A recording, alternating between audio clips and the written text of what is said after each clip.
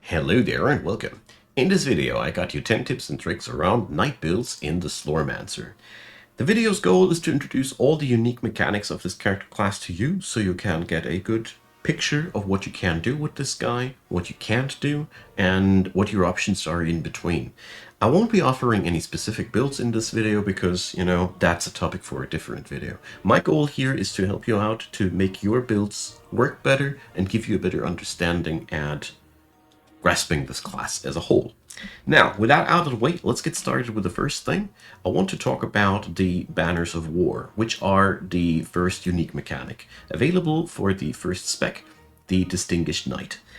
These allow you to plot down a big zone of support, either increasing resistances, taunting enemies, slowing enemies, or making everybody in there attack faster. These can be also modified in various ways and means, and offer you resilience and support for allies.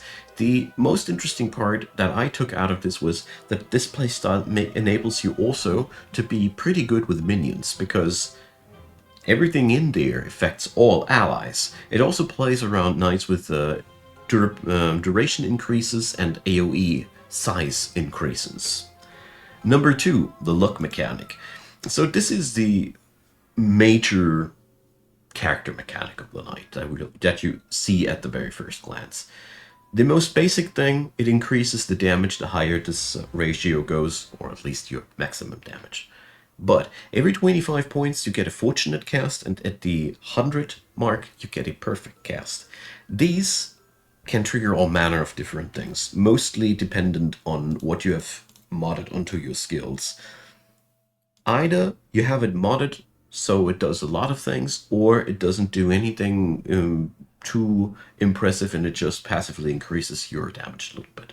If you want to use it with the perfect cast mechanic, it requires attention. If you use it, for example, on your secondary skill to be more powerful, you will have to wait until there's 100 there.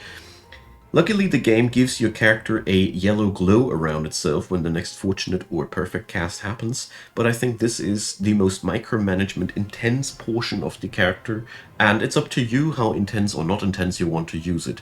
Perfect casts can be devastating. That's the only thing that I want to say. You get a huge payoff for the attention if you skill the bonuses right, or you don't and you just enjoy that your skill damage is from time, or your raw damage is from time to time higher, and yeah, that's that. But overall, luck is sort of a pretty high skill ceiling for this character class, because if your timing is right, you can deal much more damage than without doing so. Number 3, Retaliation and Block. This is available to the Enduring Protector mostly, especially the retaliation part. The block mechanic, though, is available to all 3 of these specs. Blocking can be enabled by various skills in this tree. The Enduring Protector's main takeaway is that he can convert attacks incoming into damage that goes out without getting hurt at all. Also, we get a lot of little tricks that make us harder to kill, make us harder to immobilize. Just a regular tank class that can reflect damage back.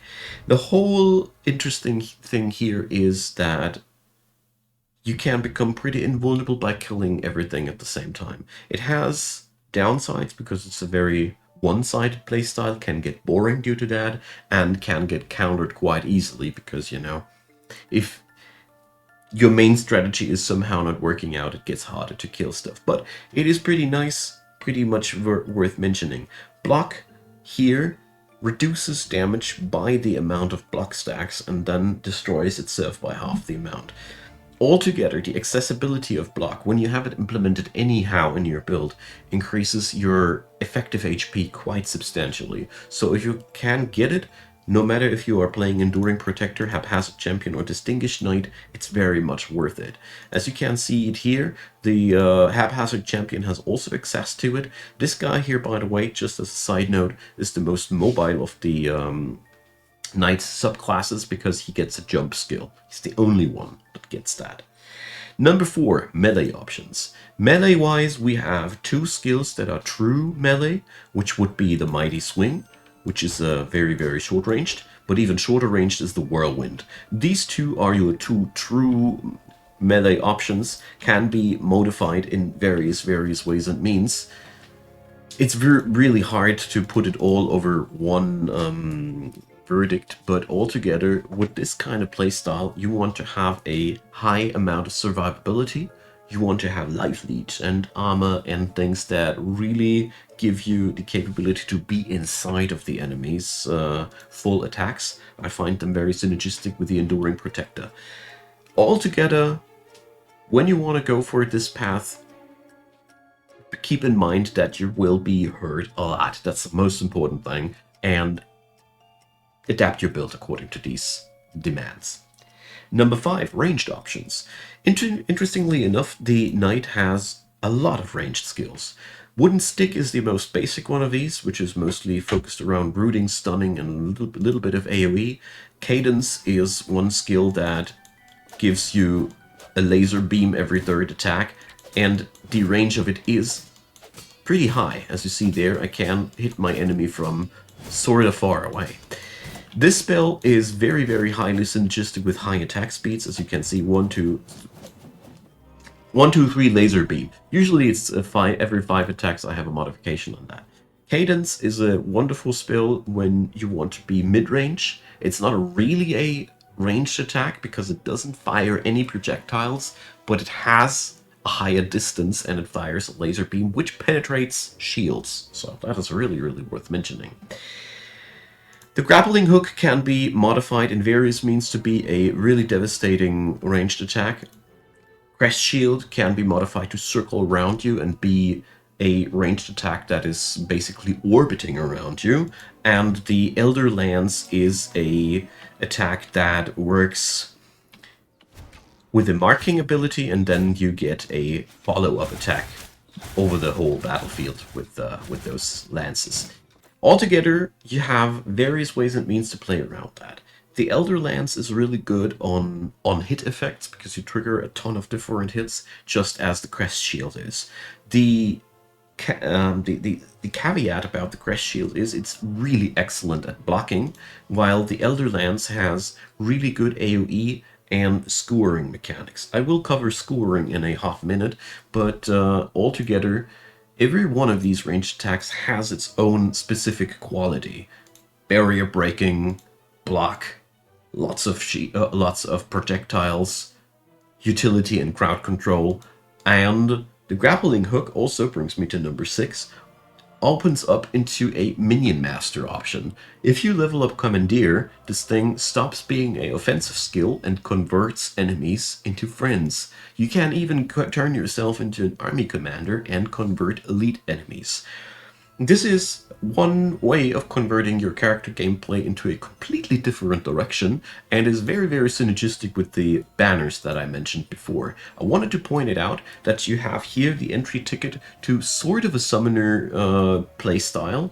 If you put a couple of Ancestral Legacy skills on top of that, or a couple of items, you can, I think, actually get yourself a decent Minion Master build together. I haven't tried it myself too deeply, but the first experimentations were pretty tasty. Let me know in the comment section if you have already experimented around. So number 7, skewering. I wanted to point this mechanic out now too. So skewering is a condition you can apply onto the enemy with specific conditions. Some attacks apply it directly, some attacks can be modified to apply skewering, but basically it acts as a multiplier of the attack. When skewering is applied, 16% of the damage will be dealt again every time you deal damage to a skewered enemy. So every stack basically has an amount of damage tacked to it, and whenever you whack him, he gets a sixth of that stack's damage again and again and again. Can be done up to 10 times, and eventually the payback, or the payoff for hitting your enemy repeatedly with lots of attacks gets higher and higher and higher. Skewer is an excellent mechanic if you want to hit an enemy with lots of attacks repeatedly. It's pretty lousy if you're slow attacking, hard hitting, but for those death by 1,000 cuts strategies, Skewer is excellent. It's a very, very powerful and potent mechanic, and I can't point out how much fun it is to use that. It is sadly really only properly available to the Distinguished Knight. So, number 8, Astral Retribution. So, the Astral Retribution is a ability which is mostly available for the Haphazard Knight. It comes off and on different skills as well. Astral Retribution is very straightforward. Whenever you trigger that thing, you have an extra attack on the enemy happening. If it's happening while luck 100, it's even a meteor. The interesting part about this one is that you get an extra proc on an attack out of this that is completely not relying on any of your gear. Skill damage can be obviously modified in various ways and means, but the interesting part here is that these things work out very good if your gear is pretty crap. I like Astral Retribution for that quality, because it is mostly revolving around your mastery rank. It is found on various different skills, can be linked onto it. The Haphazard Champion has the most direct skills that enhance the damage of Astral Sword and Astral Retribution generally. If you want to use this mechanic, I strongly recommend to stick to this spec, because then, and only then, you can really utilize its damage potential to its fullest. Without it, I would not recommend to fall too much onto these mechanics, because you're really lacking out on something, and you notice the difference. In short, this is the most offensive all-out way of going on the Knight, because you're tossing away most of your defensive capabilities. The Distinguished Knight and the Enduring Protector both have way more means of staying alive, in favor of raw damage output, which is not too reliant on your gear, not too reliant on your Reapers. It's a pretty nifty thing. The more experienced you are, the better it is. Number 9. This class has a very low elemental damage synergy. I have found almost no skill modificators that were linked to elemental damage. The Hero of Might and Magic modification on the Mighty Swing is the only off the top of my mind which directly brings elemental damage into my damage equation. Obviously, there's a couple of Reaper sorts that change this, but in general, your class is really not too synergistic around the whole stat elemental damage. Raw damage and skill damage. These are the two components that most of your damage calculations will be revolving around.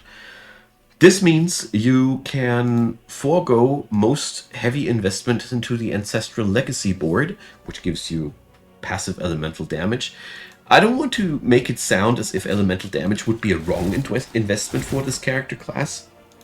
You can make everything work. It's the Slormancer after all. But the natural and innate synergy here is not the highest. Absolutely not. You need to work pretty hard to make it work. So in general, raw damage is a very, very favorable thing for this character class. Number 10, Ancestral Skills. So since elemental damage isn't our strongest suit, we aren't innately the best at utilizing active skills off of this board. I word this very carefully, because I know that once you have enough skills leveled up on this board, the flat elemental damage value is high enough to just use any of these skills and make a worthwhile build out of it. This is more out of the perspective of somebody who's just building up his character class, and in this regard, I found it extremely useful to pick up all the ancestral skills that give you neutral bonuses, things that just go well with the stuff you already do. I really found that extremely helpful. There's a couple of sustainy ones, there's a couple of defensive and offensive ones, and also Overdrive and Inner Fire, very nice mechanics for the Knight as well, can be put here onto the board quite decently. The other thing that I found to be quite worthwhile here are auras for your allies, or for yourself. Wild Slap, for example, adding in Stun, Enduring Protector, pretty decent combination. Altogether, auras are another nice thing because most of them don't need to have a high elemental damage component, so you don't need to dilute your efforts in building too much. And lastly, mobility and utility skills off of the ancestral boards. Everything that inflicts certain conditions to the enemy. I mean, the Wild Slap here is already a pretty interesting thing. Or where was it? There. Or anything that brings in a utility component that is useful for you. It can be very, very different. Problem with the Ancestral Skill board and making generalistic statements about it is that we have all elements and all directions available for this specific character class. But to put it onto a TLDR on this point, I really found the most benefit out of passive effects, auras, and utility and mobility things, because I figured that everything else would be a bigger effort to make it work compared to the innate abilities that my knight had. So, that's that. I hope you found this video helpful. Leave me other tips and tricks in the comment section if I have missed a spot. There's surely a lot to say about this topic. I will make specific build guides in the future with specific directions and all, but I found it very important to give you a nice overview about what this character class does. I hope I catch them all. Let me know if I missed out a spot, didn't do it intentionally. I'm working as hard as I can. Leave a like, leave a subscribe, consider donating to the channel or YouTube channel memberships, whatever. I'm very, very grateful for any help that you can muster, as is my family. Big thanks to all of you who support the channel, and a big thanks especially to you on the very end of this video for watching it up until all the ad rolls are through. Much appreciated. Hope you found something to your liking in this video. Have a great day, and see you soon.